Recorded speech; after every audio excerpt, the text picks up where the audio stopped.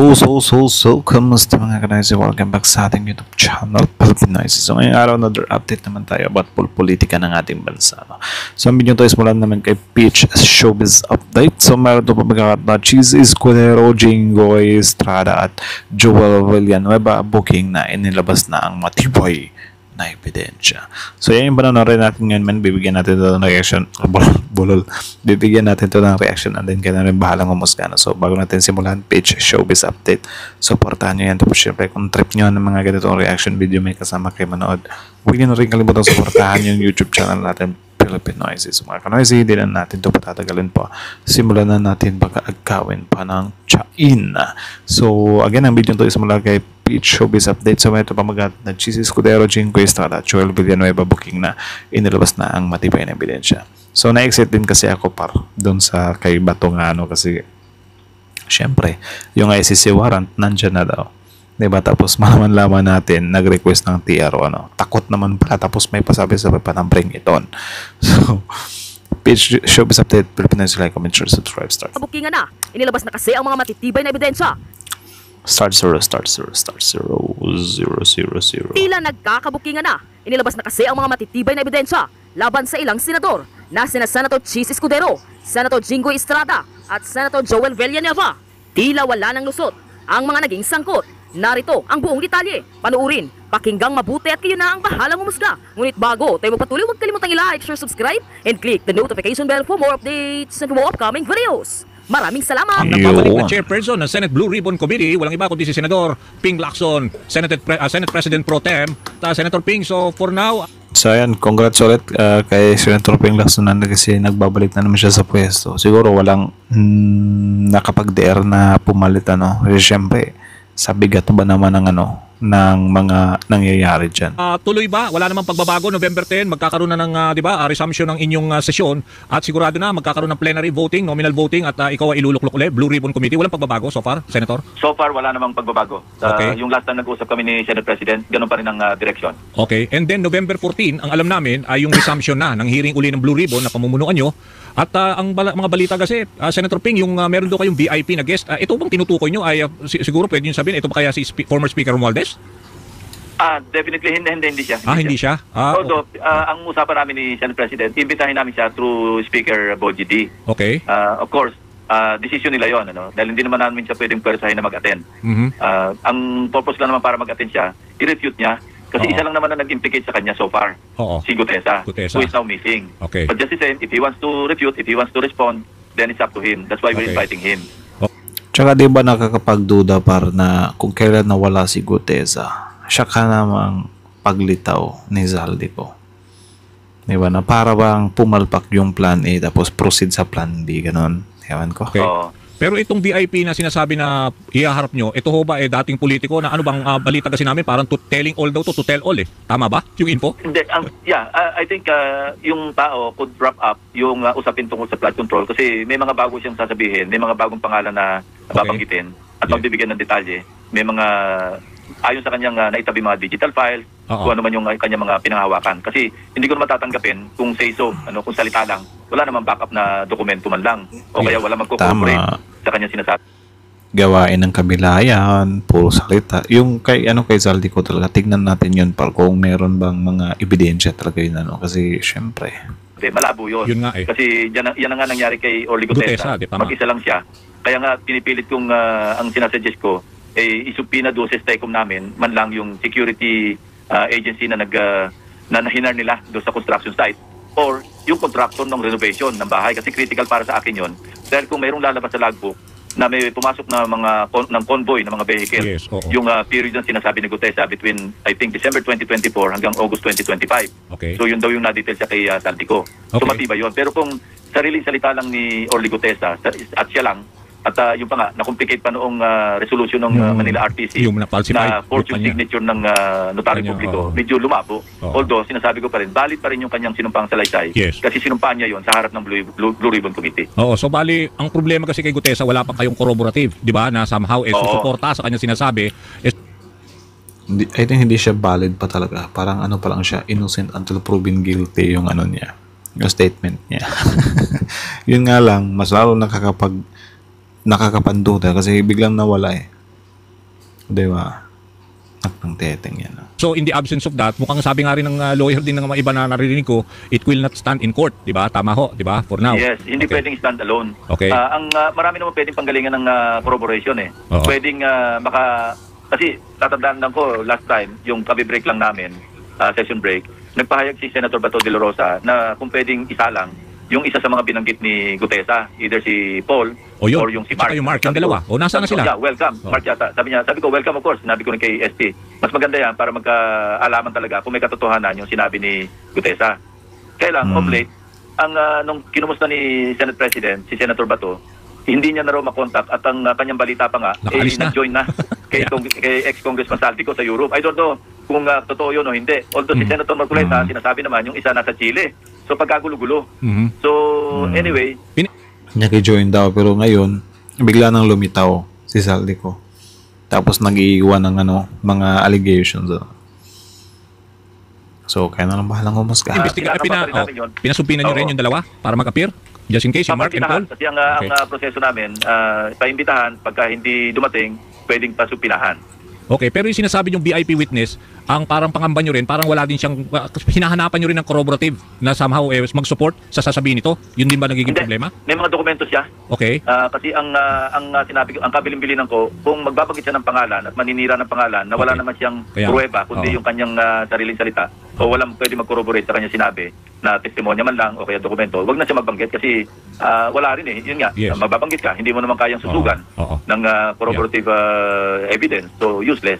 Okay. Doon sa sinabi ni Ombudsman Remulla, sabi niya as far as they're concerned, yung kaso naman ni former Speaker Romualdez, wala talaga silang makita na criminal liability kasi hindi naman siya talagang naging bahagi raw ng pag-insertion. The only way na parang pwede lang siya ma-blame is because siya ho ang pumili na bilang chair si dating Congressman Saldico. Yun ang nakikita niyang gross inexcusable negligence. Yun din ho ba ang nakikita niyo based sa mga investigasyon niyo as far as the former Speaker is concerned? Well, tulad na sinabi ko earlier, only Orly Gutesa ang nag-implicate sa kanya na wala naman nagko-corroborate. Kaya napaka-importante yun. Kaya nga, naghahanap kami ng pwede mag-corroborate. Meron na magko-corroborate si Saldico. Pero yun nga, ewan ko kung uuwi ng bansa yan. Pero I think malabo na uuwi ng bansa yung si Saldico na. Kasi yung sinabi niya pa lang na baka may chuchugi sa kanya. Na yun? Perfect sign na yun na hindi na talaga siya uuwi. Diba? Parang ewan ko kung binavalidate niya lang yung diba?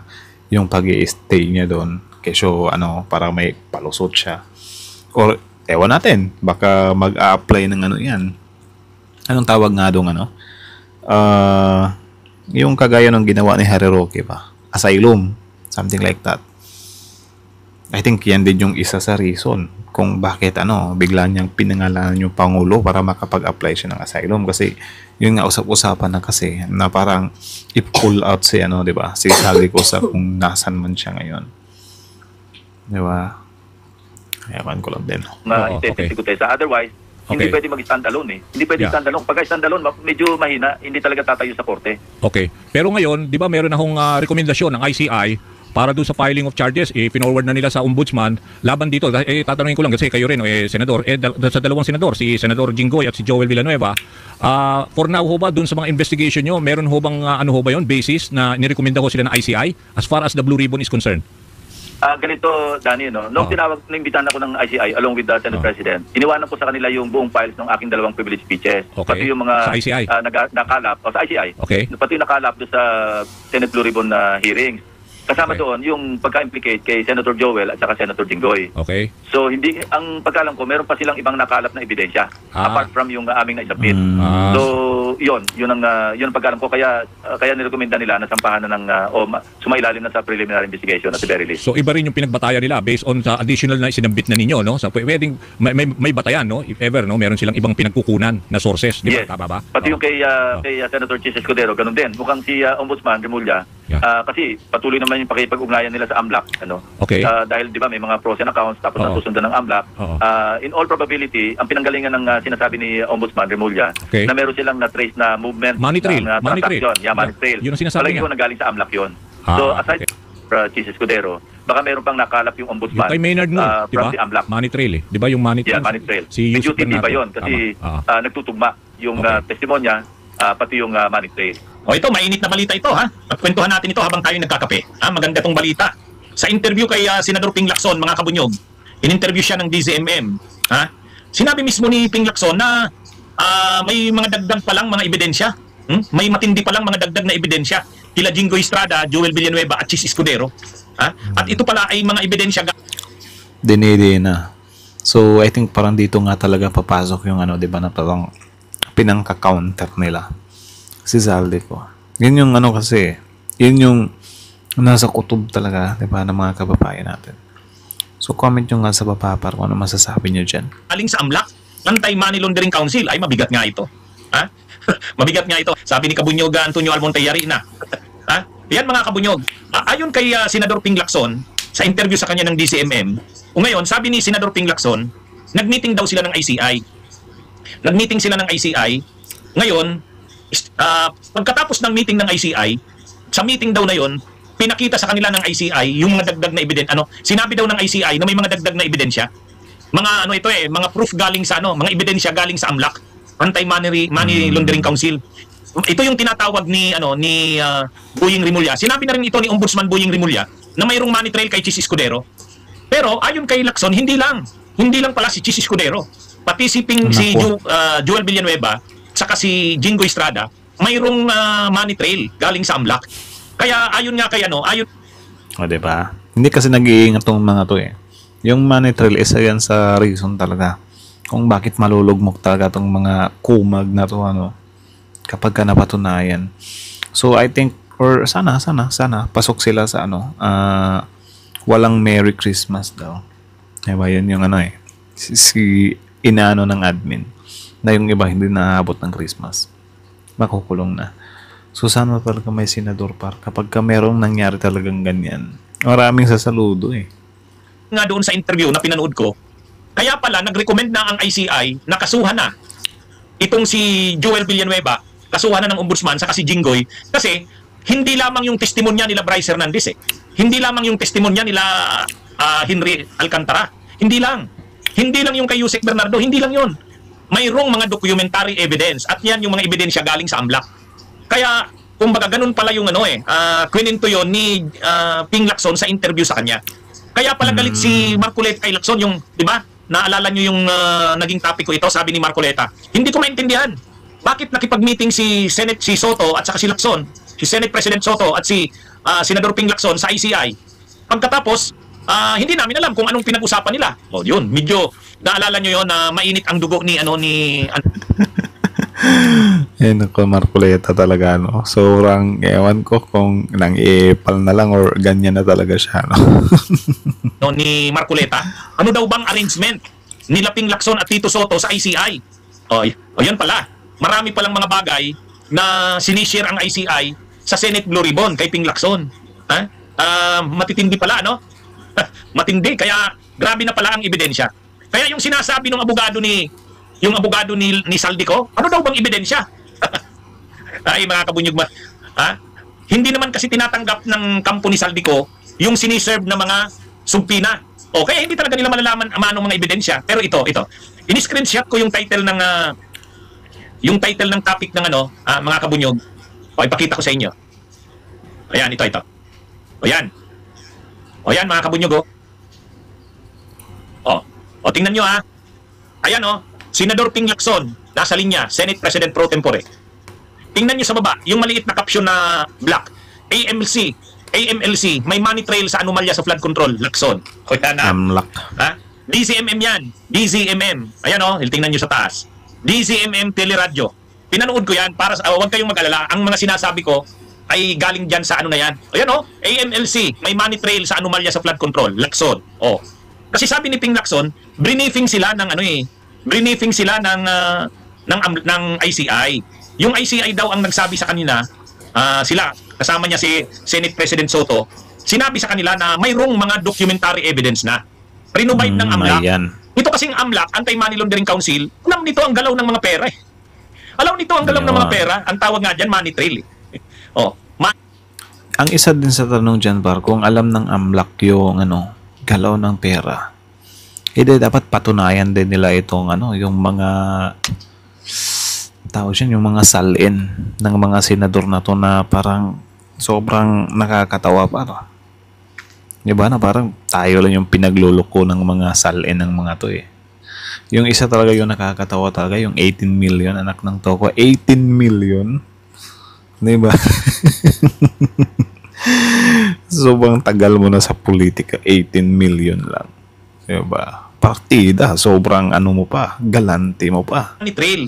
Kumbaga, posibleng nung yung mga panahon na sinabi ng nagko-corroborate kasi yung money trail doon sa testimonya ng mga testigo, yung mga whistleblowers. Halimbawa, sinabi ni Alcantara, 'di ba? Nagdala daw siya magkano 'yon? 120 million o 150 million doon sa bahay ng mga Villanueva sa barangay Itugo ba 'yon? Itugo, Bukawi, Bulacan. Ibinigay nila ito doon sa tao ni Villanueva. Ang pangalan, Peng, alias Peng. Doon niya ibinigay yung pera. So ngayon, ibig sabihin, posible yan na pagkabigay ng pera, baka nag-deposit ng ganong araw si Joel Villanueva, siguro diniposit yung 50 million, sumunod na naman na linggo 50 million, pwedeng ganun yan. So ibig sabihin, yan yung sinasabing money trail. Yan yung sinasabing money trail. Kaya, kumbaga, ang AMLAC kasi napaka-powerful yan. Alam nyo mga kabunyog ang AMLAC, Anti-Money Laundering Council, matindi ang power niyan. Binigyan yan ng batas, ng kapangyarihan na tingnan ang mga accounts. Yung mga tinatawag doon, ano bang transactions yun? Suspicious transactions. Yung mga suspicious transactions, pwedeng yung igulot. O, salamat Felix ha. Yung mga suspicious transactions. Diba? Natitrace nila yung mga suspicious transaction. So sana sampalin nila itong mga taong to. Diba? Isampal ho ito, correct nyo ng tama yung mga salin nyo, anak ng tokwa kayo. Diba? Ito yung galaw ng pera nyo. Tsaka yun nga, yung sa ano naman, yung sa, diba, yung sa kay VP Sara. Yung sa tatay niya, si FPRD. Na parang, ewan ko, bakit hindi nila makakita yun? Na bakit parang kailangan pa ng approval ba yun? Something like that. Diba? Kung ano naman pala, ganun naman pala sila flexible. Flexible ba? Something like that. Diba? Dapat makita din nila yun. Kasi sayang din yun. Diba? Ng mga tao, politiko, negosyante, lahat. Pag may nakitang suspicious transactions ang AMLAC, pwede nilang orderan ang bangko na bigyan sila ng record ng mga nasabing transactions. Ganyan ka makapangyarihan ang Anti-Money Laundering Council. Kasi pero yun nga, di nila nagawa sa time, di ba? Nila VP Sara, yung kay FPRD. Kasi I think up until now, di ba, since sabi naman nila na yung impeachment ni VP Sara kapag ka nag-proceed yan, doon na makikita yung mga bank records. Pero yun nga, since hindi nag-proceed, so bakit hindi siya totally nakita ng AMLAC, di ba? Wala lang, tanong lang naman. Ang iniiwasan na ang Anti-Money Laundering Council kasi, at binigyan niya ng kapangyarihan kasi nga, yung mga pera na galing sa masama, ang ibig sabihin kasi ng laundry, di ba, linalabahan? Linalabahan. Kaya yung mga perang galing sa wetting, yung mga perang galing sa drugs, yung mga perang galing sa galing sa kidnapuransa, yung mga perang galing sa korupsyon. Mga yan maruruming pera yan. So ang ginagawa ng mga hinuhugasan yan, kumbaga linolaundry. Kaya binuo yung Anti-Money Laundering Council para i-trace yung mga yan. Nililinis, tama si Arnold Cañada. Salamat, tama. Nililinis, linolaunder. So ngayon, kaya yan, kapag may nakikitang suspicious transaction, yan, maaalarm ka agad ang AMLAC niyan. O ngayon, dahil dito sa mga transactions ng mga flood control na to, tinitingnan na ngayon ng AMLAC yung mga panahon. Halimbawa, pag sabi ni Alcantara na sa ganitong buwan, ganitong taon, nagdala ako ng pera kay alias Peng, tao ni Joel Villanueva, doon sa barangay, ano nga ba yun? Barangay Itugo. Igulot. Salamat, Felix, ha? Tapos, makikita mo ngayon sa mga accounts ni Joel Villanueva, may pumasok na pera. Ibig sabihin, siguro portion ng diniposit. Iyan yung sinasabing money trail.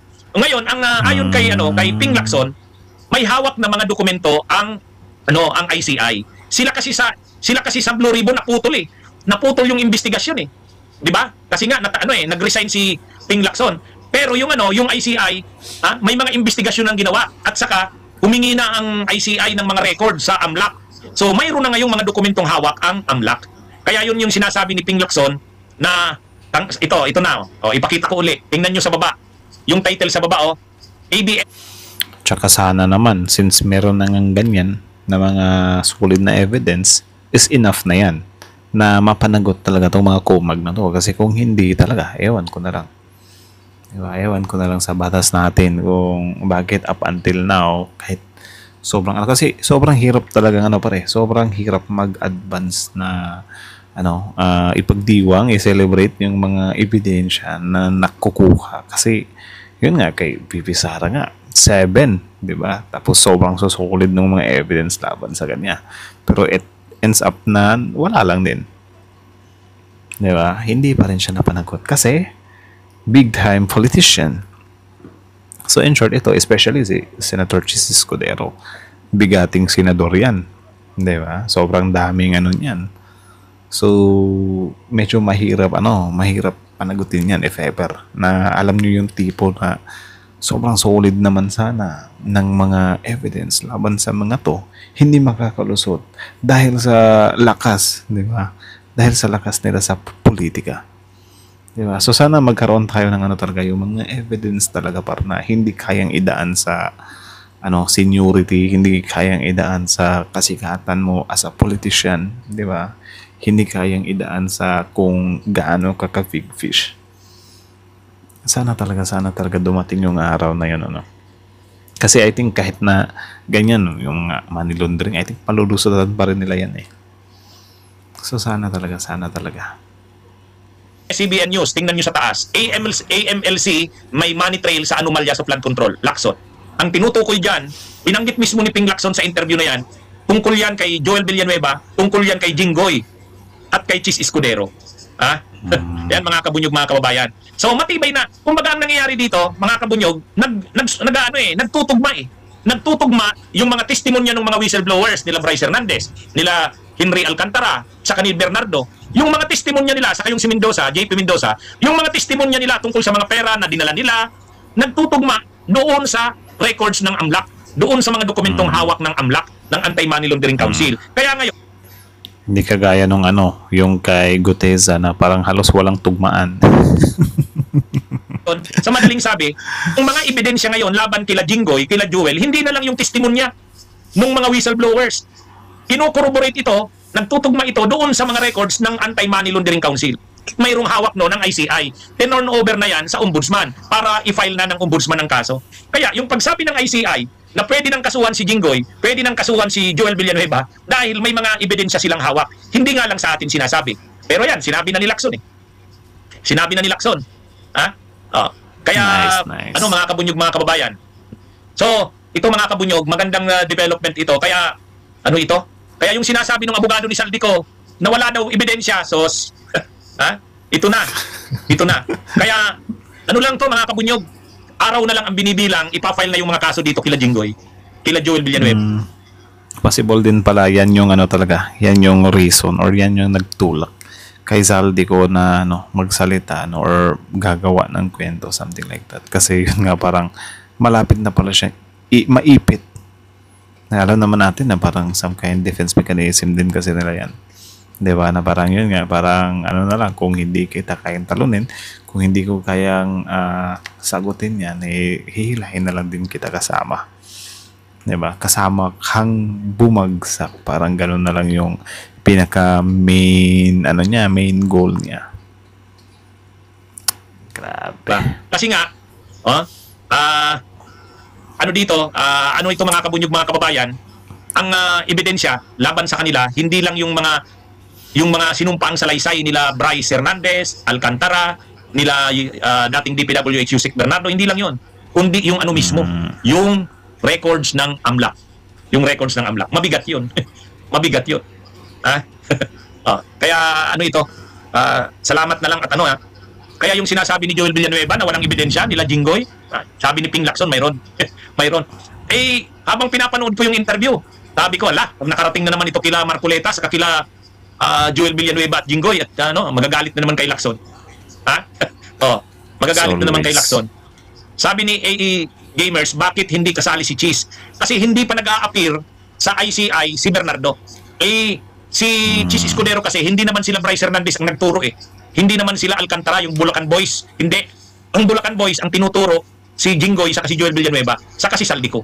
Pero ang nagturo kay Chis Escudero, si Yusek Bernardo. Hindi pa nakukunan ng Yung sworn Bulacan statement Boy din yun, no, na-mention ni Zal. Kaya yan din yung isa sa reason talaga kung bakit hindi pa rin pinapaniwalaan ng taong bayan si Rico. So siguro hanggat hindi niya maipakita yung mga evidence is magiging ganyan pa rin hanggang sa huli yung yung stand ng mga gains or mga supporter.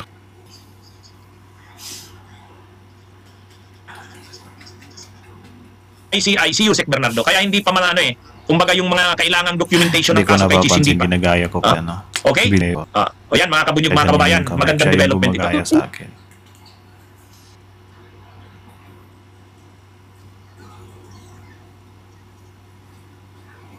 Nung nakaraan na nagla-live ako dito mga kakli, nakalimutan ko na may nasabi pala about Chis Escudero, about Senator Chis Escudero. Sabi ko parang wala. So yan naman muna, Nakalimutan ko, para meron i-separate pala. muna natin yung kay Oo, si kay Bernardo Atty. yata Nick nagsabi. Castro. Nagawa Bernardo na natin Trinitalia yan pagkakasampot na Escudero sa other part. kickback sa DPWH. So that's it. Nahuli That's ko it. Yung talaga video dito. to is Parang my wala page naman short na. updates. For Sabi ko, yan. Original video link in the description box below. Panoorin nyo rin, subscribe nyo rin. Tapos syempre courtesy kay Atty. Enzo. Tapos yun na ba yung sa una? Balita ba yun? So ayun, si Senator Ping Lacson pala from interview ata yan ng isang istasyon. So yun, kaya na lang bahalang umusga. So again, comment down below your opinion. So kita nyo naman yan parang madadagdagan pala or mas madin pa sino dito si G at si Viliba. So kita nyo naman yung sa AMLAC din talaga dapat niya magila yung pera. Dapat kapag ganyan para minomonitor nila by every 3 months or every quarter, something like that ba? Or twice a year. Diba? Kasi halimbawa ganyan, action sila kung may makita silang kaduda-dudang mga galaw ng pera. Pero yun nga, hindi naman na iimbestigahan talaga yung mga big fish. Di ba dapat doon sila nakatutok talaga sa mga big fish? Like for example, ito, presidente, vice president, senators, congressman. Di ba dapat isali nila yan sa sa watch list nila. Di ba na parang dapat kung pwede nga i-monitor nila 24/7 or kahit weekly or kahit every 15 days or kahit every month. Di ba? Kasi pa yung purpose, di ba, na parang yung kasi para yung kapag nag-apply kasi ng bank account, di ba? Yan, tatanungin ka doon na are you nagtatrabaho ka ba sa government, something like that. So I think isa din yan sa nila na para malaman nila Pero what if yung i-click ng tao doon is hindi government or ewan ko kung magli-lead ng areas or gagamit ng ibang account, di ba? So parang lulusot yun. Kaya siguro mas maigi every month or twice a year, di ba? Mag-set sila ng investigation or tingnan talaga nila every galaw ng pera. Kasi 'di ba parang naman na parang mamomonitor nila 'yan kapag gumagalaw yung pera or sobrang kaduda-duda yung galaw ng pera.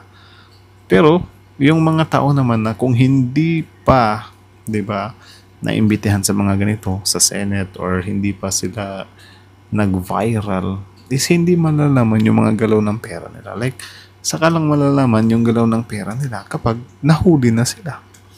Diba? Kaya tuloy napapatanong ako kung paano nga ba talaga nila na-detect. Diba?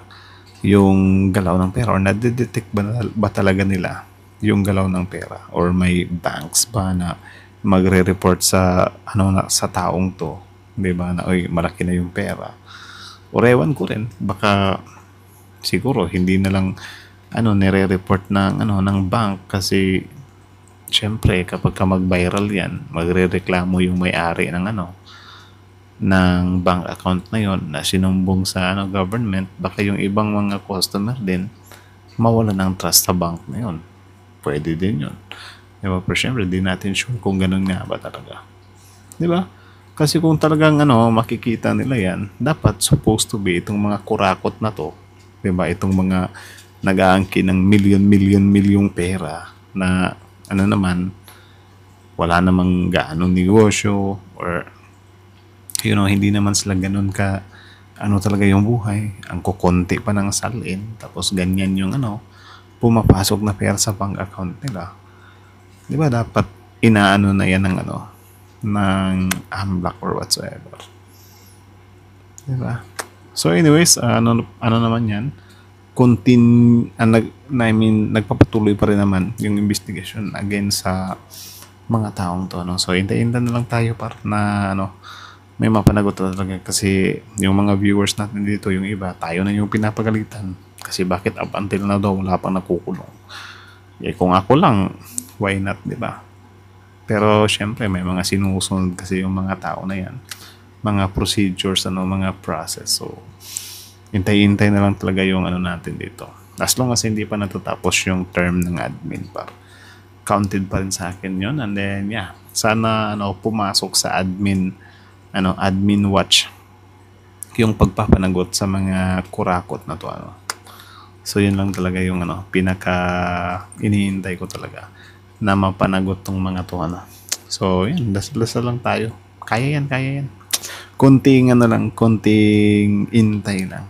For sure, since ngayon pala nangako yung presidente naman na yung iba hindi naabot ng Pasko, sa kulungan na magpapasko. So I think bigyan natin ng yung Pangulo dyan, na sana magawa niya talaga yan. So I think isang buwan na lang, di ba? Isang buwan na lang mahigit. So hintay na lang tayo, di ba? So anyways, that's it. So again, ang video ito guys mula kay Peach Showbiz Update. So supportahan nyo yan. So again, courtesy kay Panpilofing Lacson, tapos sino yun? Si Bunyog, si Atty. Enzo. So that's it. Page Showbiz Update, Pilipinas. Like, comment, share, subscribe. Pilipinas is out.